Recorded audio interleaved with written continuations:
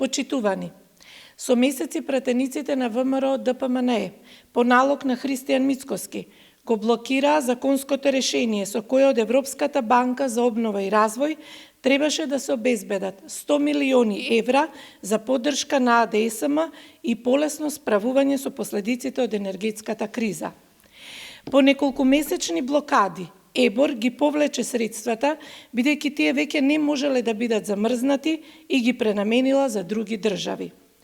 Овие средства беа предвидени за ЕСМ да го зголеми производството и да обезбеди дополнителни количини електрична енергија, како и за сервисирање на долгот, но и снабдување со основните суровини, како јаглен и мазут, заради непречено снабдување со електрична енергија за домашните корисници.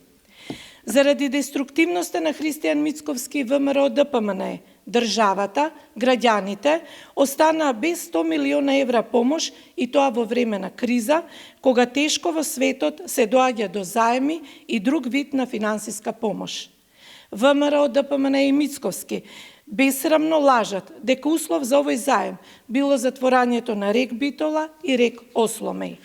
Не е прв пат државата финансиски да биде оштетена од страна на ВМРО ДПМНЕ.